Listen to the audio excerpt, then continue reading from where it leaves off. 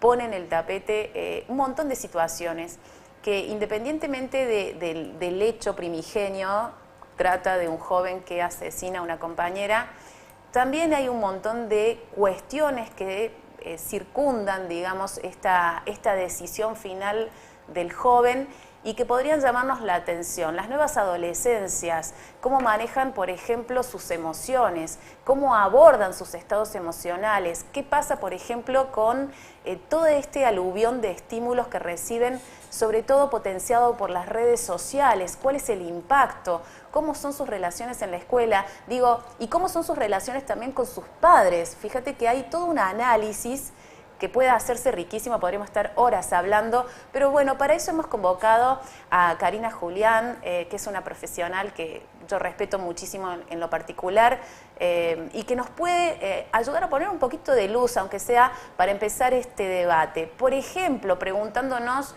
si tal vez las escuelas, si tal vez en las familias tendríamos que tener educación emocional. Por ejemplo, Karina, ¿cómo estás? Bienvenida. Hola, buen día a todos. Un Un placer estar de nuevo acá. Igualmente. Bueno, para empezar a desandar un poquito, como para hacer una reflexión de qué significa, hay una adolescencia vulnerada, estamos frente a otras situaciones muy distintas a las que vivimos nosotros en nuestra época, que nos pongan en alerta. ¿Cómo lees vos esta situación? Y no estamos en un espacio tan distinto al que teníamos antes. Lo que pasa es que está potenciado, todo ahora está potenciado.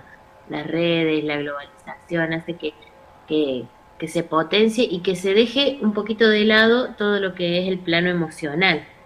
Es como que corremos atrás de todo lo concreto, la mente, el ganar, y estamos dejando de lado lo que vos recién nombrabas, la educación emocional, que es una educación que raya en lo no formal, porque no siempre está contenida de manera correcta en los planes educativos Sí, formales, pero, pero es súper necesario. Y cuando hablamos de educación emocional es entender qué le pasa a una persona, qué siente una persona y qué sabe la persona que siente, qué se da cuenta que siente. En este punto nos damos cuenta que los adultos también carecemos de educación emocional. No tenemos la posibilidad de percibirnos emocionalmente. ¿Qué siento? ¿Qué me pasa? ¿Por qué me está pasando lo que me está pasando? ¿Cómo lo siente el cuerpo? ¿Cómo lo siente la mente? ¿Dónde lo estoy sintiendo? Mira, yo tenía un paciente en el consultorio, un adolescente, que recuerdo que le costaba expresar y poner en palabras el sentimiento que tenía en ese momento. Y un día llegó con mucha alegría, y me decía, me siento, y yo le decía, ¿cómo estás? ¿Cómo se llama ese sentimiento? Me dice, estoy contento mal, me dijo. Esa fue la frase que empleó para contarme cómo estaba en ese momento. Y yo le digo, ¿cómo es estar contento mal? Le digo, eso se llama euforia. Bueno, sí, sí, así se debe llamar, pero yo estoy contento mal. Fíjate cómo nos cuesta expresar cómo estamos. claro, A claro. eso yo le llamo educación emocional y eso no tenemos ni los adolescentes ni los adultos. Los Ujú. adultos también carecemos de eso. Lo que he notado en este último tiempo, Cari, a propósito de eso, es que hay escuelas que están interesadas en la integración de la educación emocional, digo, dentro de su currícula, de empezar a trabajar estos aspectos, porque siempre se habló de lo cognitivo, de la formación, pero puntualmente este trabajo que creo, esto entiendo yo, por lo menos hablando con muchas docentes, tal vez en el nivel inicial se desarrolla mejor, se trabaja más la emocionalidad, se trabaja más la expresión, pero a medida que pasan los años da la sensación que esas cuestiones van quedando de lado. No es que vayan quedando de lado, cada vez se habla más de esto, pero solo se habla, no se puede ir a lo concreto porque en este punto requiere que quienes seamos educados sea también la familia, sea también el adulto, y que le proveyamos a los padres, le demos a los padres también herramientas para que esta educación emocional sea continua en casa. No solo se debería trabajar con el adolescente en este punto. Claro. Y eso es lo más costoso, eso es lo más costoso en educación, ¿no? Que el padre se acerque a tomar estos conocimientos también, a tomar para entregarle a sus hijos. ¿Podría ayudar la educación emocional, por ejemplo, a resolver temas como la ansiedad o el pánico, por ejemplo, oratorio, que pueden tener los chicos a la hora de dar un examen? Totalmente, porque el conocer por qué sentís lo que sentís y qué te genera lo que sentís, es lo que hace que baje la intensidad de esa emoción. Por ejemplo, a ver, déjame pensar en algún ejemplo simple, muy simple. Un niñito que está esperando un hermano, por ejemplo, un pequeño que está esperando a su hermanito. Toda la familia está sintiendo ansiedad porque ya llega un hecho importante, que estamos en incertidumbre todavía, y la ansiedad es generalizada en casa, pero está bueno que el niño sepa y lo pueda expresar dentro de la escuela, por ejemplo, decirle a la maestra, teneme paciencia, que en estos tiempos yo estoy muy ansioso porque está por nacer mi hermano. Eso permitiría, te estoy hablando de un ejemplo más tonto, pero, o más simple, pero para que tengas conciencia de eso. Eso permitiría que el niño, en lugar de cuando está ansioso, tener una reacción de golpear o de enojarse con sus compañeritos, él entienda por qué le pasa lo que le pasa, qué le está pasando, cómo se llama lo que le está pasando, y pueda manejarse mejor con sus emociones. Claro. Lo otro que también a mí bueno, quería compartirlo para ver qué explicación le damos, ¿no? Hay una parte de la serie que a mí me puso en muchas ocasiones en un espejo, por el hecho de que la pareja dice, bueno, pero nosotros los formamos, le dimos valores. Y entonces la mujer le dice, pero nosotros lo criamos, ¿no? Respecto de este chico que había cometido, bueno, que cometió un asesinato, un hecho de violencia. Pero digo, ¿qué pasa en esas familias donde vos tenés dos hermanitos y decís, ay, pero Juancito salió para un lado y Pedrito salió para el otro? ¿Qué rol ocupan ahí los padres o qué responsabilidad les cabe a los padres? El ser humano tiene que respetar también sus características de personalidad, y los hijos nunca son iguales en su crianza ni en sus vivencias, ni desde su raíz, porque cada hijo llegó a la historia de estos padres en un momento diferente. Cada hijo llegó en un momento distinto de la historia de los padres y por ende también sostiene una personalidad distinta cada hijo. El tema es tener el espacio para poder reconocer cómo es cada hijo y dejarle ser como dejarle ser, permitirle ser de acuerdo a su esencia, a sus características natas, ¿no? Personales a cada uno. Pero eso no quita que nosotros nos tomemos el tiempo como padres de ir reconociendo cuáles son sus luces, cuáles son sus sombras y cuál es la responsabilidad de cada uno de nosotros, papá o mamá, también en esta caracterología que tiene cada hijo. Uh-huh. En la película lo que impacta sobre todo es que no se espera el comportamiento de ese Claro. hijo, ese tipo de comportamiento. De repente lo esperamos de familias más conflictuadas, de familias o de orígenes con conflictos más acentuados, y de repente en una familia normal, donde parece que todo funciona normal, aparece un comportamiento de este tipo. Entonces no tenemos a quién achacarle la culpa, que siempre estamos buscando la culpa. En realidad no habría que buscar la culpa de lo que sucede o de lo que cada hijo hace o de lo que cada individuo hace, no habría que buscar la culpa, sino la responsabilidad.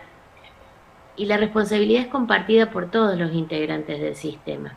¿Desde dónde viene? Y en este punto, como vos decías, este tema es enorme. Es enorme, sí. Pero en este punto también tenemos que recurrir a la historia del sistema, a la historia de cada familia. En cada familia es probable que se pueda repetir en las generaciones, se puedan repetir estos comportamientos.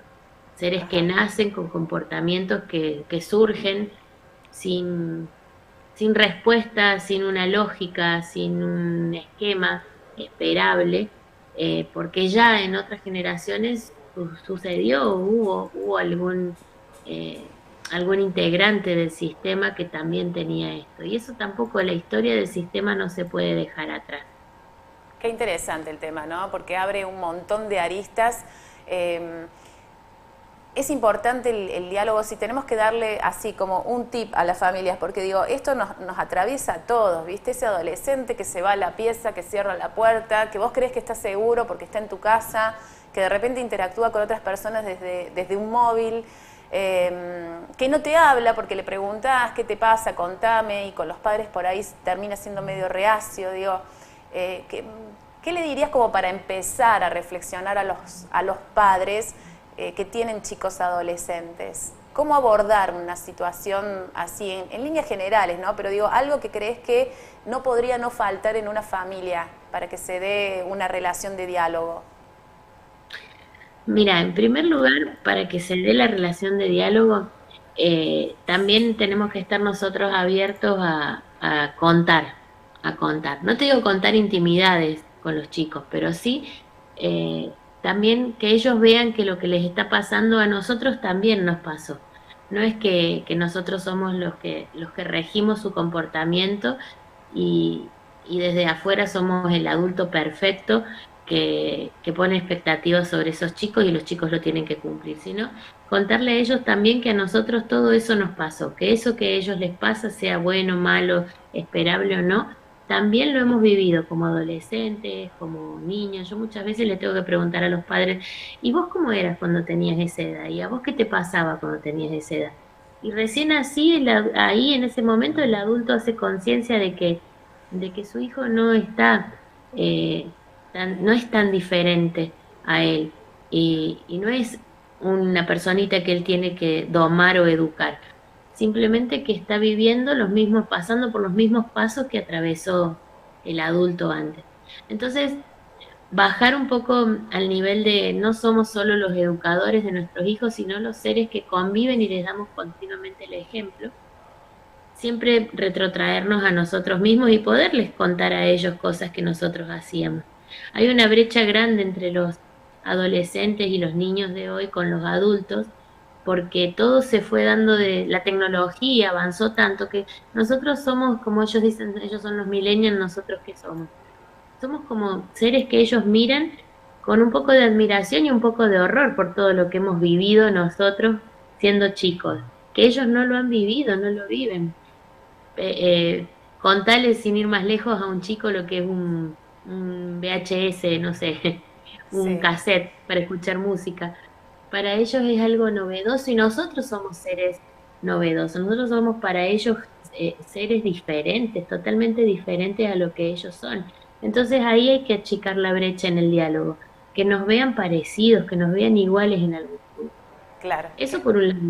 Y por otro lado, otro consejo sería eh, pararnos nosotros, los adultos, en, en lo positivo que son esos niños, porque siempre estamos queriendo más de ellos, tenemos expectativas muy altas para ellos, que sean los más inteligentes, los más lindos, los más exitosos, los más buenos, todo lo que nosotros sentimos a veces que no hemos podido alcanzar, no hemos podido ser, queremos que ellos lo logren.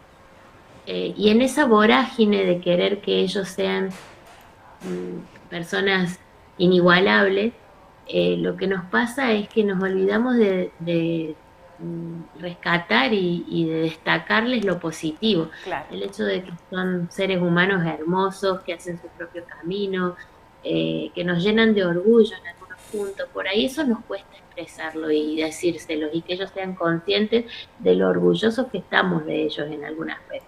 Me quedo ahí, Cari, en ese concepto de decir, de destacar lo bueno, de empezar a buscar, exacto.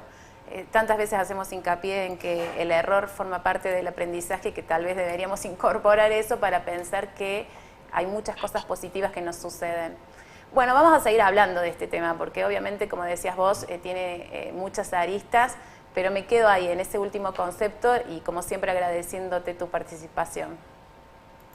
Gracias a ustedes. Gracias. Bueno, ahí pasaba Karina Julián. Es un tema que da Paulo para hablar muchísimo porque, insisto, tiene muchas aristas, porque también involucra a la escuela, a la familia, a la psiquis del alumno, a todo.